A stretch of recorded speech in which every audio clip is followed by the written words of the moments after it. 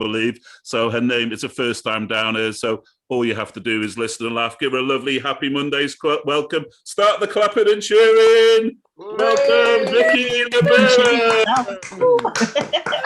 Good evening, everybody.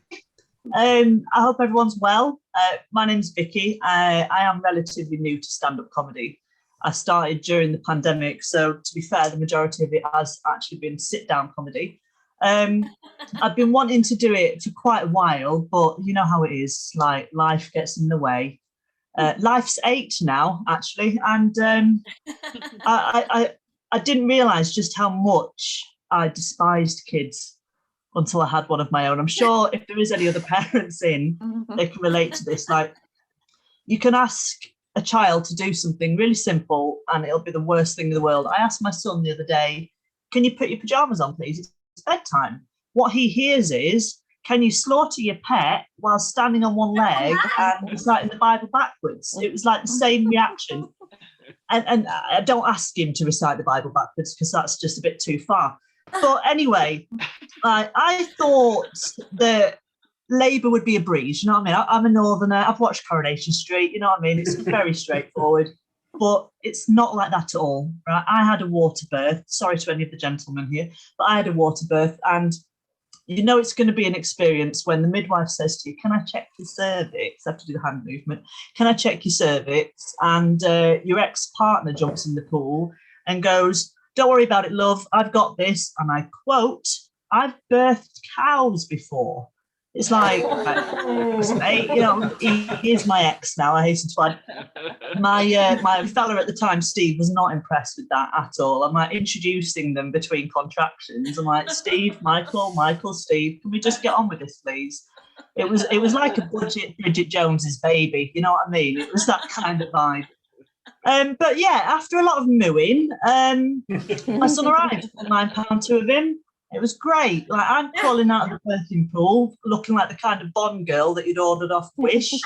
And the midwife passed me my son, and it's going to be a beautiful moment. And she said, don't look back, Vicky.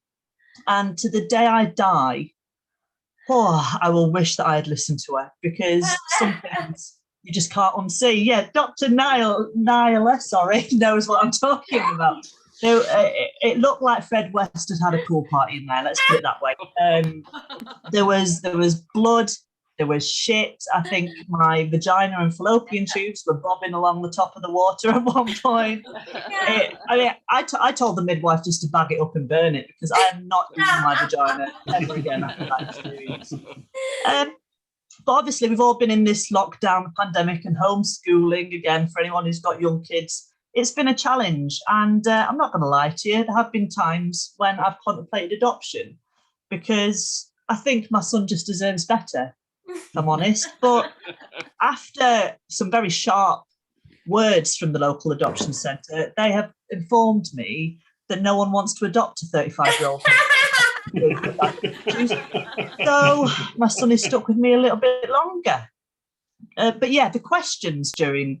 Kids are inquisitive, you know what I mean? You expect them to ask really deep and meaningful questions, you know what I mean? Like, why are we here? What's the meaning of life? You know, that kind of shit. But my son asks the questions that everyone wants to know the answer to, which one of them was, why do goats have beards, mummy? And I'm like, right, what do I do with that? Well, I'll tell you what I did with it. Google, I'm so grateful to be part of the Google generation, because it turns out, and here's a fact for you, goats have beards because they're all hipster twats.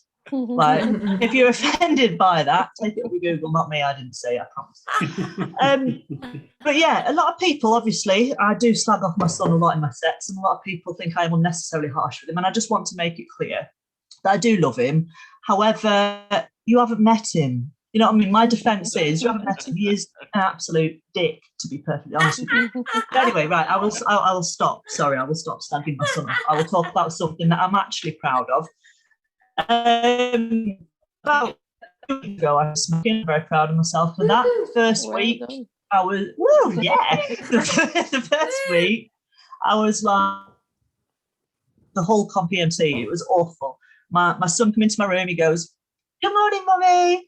And I just punched him in the face. But I punched him in the face, I want to add, I didn't actually punch him in the face. I just sort of flicked him in the forehead, but again, same reaction. I kind of wish that I had punched him in the face just to warrant the reaction he gave me. The second week, I became a bit arrogant. You know what I mean? I was a bit cocky. And my friend offered me a fag and she went, "Oh, do you want this?" And I looked at her and I was like, "I actually care about what goes in my body." And she looked at me and she went, "No, you don't. I've seen your exes." I was like, "Oh, well, yeah, I am a slag." But anyway, that's my time. Thank you very much, Sean. I appreciate you all laughing. And I'm going to have a cigarette now. See you later. Vicky LaBelle, ladies and gentlemen.